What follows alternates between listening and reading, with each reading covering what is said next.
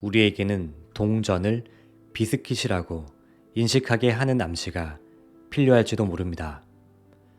앞에 동전이 하나 놓여 있고 우리가 그것을 구부려야만 하는 상황 속에 있다고 가정해 보겠습니다. 그런데 주위를 살펴봐도 그걸 구부릴 망치와 같은 도구가 없습니다. 그렇다면 우리는 어떤 선택을 하는 것이 최선일까요? 그저 기적이 일어나길 바라면서 동전을 있는 힘을 다해 구부리려 하는 것이 최선일까요? 결과는 뻔합니다. 실패합니다. 이때 가장 해볼 만한 도전은 동전을 구부리기 불가능하다고 인식하고 있는 현재 의식을 잠재운 후에 비스킷처럼 부수기 쉬운 것이라고 암시하는 것뿐입니다. 이것을 진심으로 받아들이는 순간 그 단단함은 사라집니다. 이것을 신비적이라고 말할지도 모릅니다. 하지만 유일하게 맨손으로 구부렸던 것은 최면뿐이라는 것을 생각한다면 유일한 방법, 가장 가능성 있는 방법일 것입니다. 그것은 신비적인 방법이 아닌 가장 확률이 높은 방법입니다. 우리의 현실도 이 상황과 비슷합니다. 우리는 현실이라는 벽 아래 숱하게 좌절합니다. 그래서 내가 원하는 곳에 취업하기 위해서는 몇백 분의 1의 경쟁률을 뚫고 상위권의 대학을 들어간 후에 또 그 안에서 몇백 분의 1의 경쟁률을 뚫어야 한다는 현실의 높은 벽을 만나게 됩니다. 이것도 동전 구부리기처럼 불가능해 보이기에 대다수는 그 도전을 하기도 전에 포기합니다. 중소기업이 경쟁 상품으로 출시되는 대기업의 상품을 봤을 때의 그 느낌은 이길 수 없는 골리앗과 같기에 바로 대기업에 무릎을 꿇는 것이 최선이라고 생각할지도 모릅니다. 한 가장이 치솟은 물가에 가족들을 부양할 만한 능력이 자신에게는 없다고 좌절할지도 모릅니다. 계속되는 직장 동료, 학교 동료의 괴롭힘에 더 이상은 빠져나갈 곳이 없다고 좌절할 수도 있습니다. 우리에게는 이것들을 이겨낼 만한 힘이 없다고 느껴집니다. 이때 가장 최선의 방법, 가장 가능성이 높은 방법은 단단한 현실을 부수기 쉬운 가능성의 세계로 새롭게 인식하는 겁니다. 부수기 쉬운 가능성의 세계로 볼 때 자신감이 조금씩 솟다가 가능성이 아닌 확신의 세계에 도달할 때 그것을 극복하는 것은 당연하다는 믿음이 생깁니다. 인간이라면 누구나 상상을 할 수 있습니다. 그런데 대부분의 사람들은 상상이란 것이 얼마나 대단한 무기인지 인식하지 못합니다. 상상력을 사용한다는 것은 현실을 있는 그대로 받아들이지 않는다는 것과 같습니다. 그런데 상상을 사용한다는 것이 앞에서 말한 동전을 비스킷이라고 생각하라는 것처럼 눈을 감고 최면 상태에서 상상하는 비일상적인 것만을 뜻하지는 않습니다. 한 사람이 보험회사를 운영하고 있을 때 세계 대공황이 일어납니다. 대부분의 다른 회사들은 경제가 위험하다는 것을 인식하고 대대적인 정리해고를 하면서 소극적이고 위축된 경영을 합니다. 하지만 이 상황에서도 완전히 다른 판단을 한 사람이 있습니다. 그 사람은 정신 자세가 중요한 것이지 시장이나 고객의 상황에 따라 좌우되는 것이 아니다 라고 확신에 찬 주장을 합니다. 그래서 그는 대공황이 일어났을 때 이 원칙에 따라 직접 세일즈를 해본 후에 호황기 때보다 더 큰 실적을 올리는 것을 확인합니다. 그리고 직접 직원들에게 저 세일즈 원칙을 교육시켜 절대 실패하지 않는 성공 시스템을 전해줍니다. 그런데 직원의 5분의 4인 800명의 직원들은 이것을 받아들이지 못하고 회사를 떠납니다. 하지만 놀라운 일이 일어납니다. 저 적극적인 정신자세 교육을 받아들인 200명의 사원은 1000명의 사원이 운영할 때보다 더 큰 실적을 올립니다. 그의 회사는 다시 1000명의 직원을 가진 회사가 되었고, 그 아래에 있던 20명은 백만장자로 독립해 나갔습니다. 그가 바로 1970년 포춘제가 선정한 50대 재벌 중 한 명인 클레멘트 스톤입니다.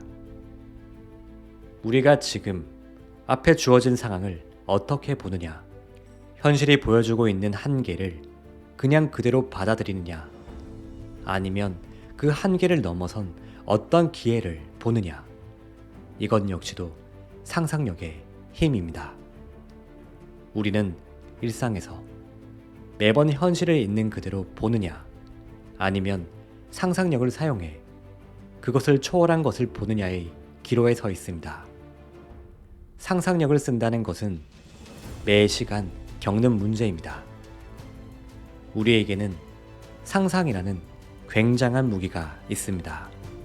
상상이 없다면 삶은 조금 더 앞으로 나가지 못한 채 현실이란 굴레에만 묶이게 됩니다. 똑같은 현실에서도 상상을 통해 서로 다른 것들을 볼 수, 인식할 수, 느낄 수 있습니다. 그래서 네빌 고다드의 말처럼 똑같은 감옥에서 한 명은 자신을 옥죄고 있는 사방의 벽들만을 인식하고 있고, 어떤 이는 자유로운 하늘을 인식합니다. 이 단순한 인식의 차이가 아주 큰 결과의 차이를 만듭니다. 기적은 우리가 현실의 한계를 뛰어넘어 가능성과 기회와 자유를 볼 때 항상 일어납니다. 그날에는 땅 위에 거인들이 있었더라. 그리고 우리들이 스스로를 볼 때 마치 메뚜기와 같이 보더라. 그러니 그들이 보기에도 메뚜기와 같더라. 이 이야기는 까마득한 옛날 거인들이 살던 시대의 이야기가 아닙니다. 지금 현재 우리들의 이야기입니다. 주위를 둘러보면 거인들이 살고 있습니다. 실업과 전쟁의 위협, 그리고 여러분 개인적인 문제들, 이런 모든 것이 여러분을 위축시키고 있습니다. 바로 이런 것이 여러분을 메뚜기처럼 느끼게 하는 거인입니다. 하지만 중요한 것은 여러분이 먼저 자신의 눈으로 스스로를 메뚜기로 보았기 때문에 그 거인들의 눈에도 메뚜기로 보였던 것입니다. 다르게 표현해보자면 여러분이 스스로를 어떻게 보느냐에 따라 다른 이의 눈에도 똑같이 비춰지게 됩니다. 그래서 여러분 자신을 새롭게 평가하고 스스로를 모든 권능의 중심인 거인으로 느낀다면 작은 존재들이 여러분을 거인으로 보게 될 것이고, 그것들이 메뚜기가 됩니다. 네빌 고다드의 이 이야기는 현재 우리의 현실과 맞닿아 있습니다. 우리는 전쟁과 분열과 실업이라는 위협에 직면한 채 스스로를 메뚜기로 보고 있습니다. 그렇다고 이것들을 단단해서 구부리기 힘든 것으로 계속 본다면 우리의 그 시선이 그것들을 더더욱 거인으로 만들 것입니다. 사물에는 객관적인 의미가 있습니다. 하지만 절대 그 의미만을 받아들일 필요는 없습니다. 우리 앞에 놓인 동전을 부수기 쉬운 비스킷처럼 인식한다면 그런 인식을 따라 잠재의식은 활동합니다. 안녕하세요. 당신의 요술램프 인생 닥터입니다.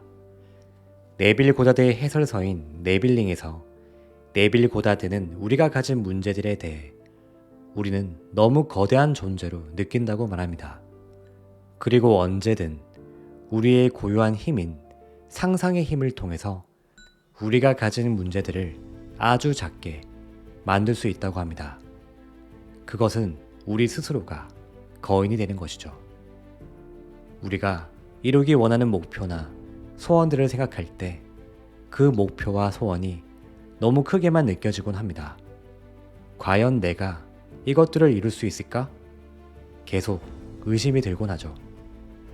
그렇게 우리는 점점 작아집니다.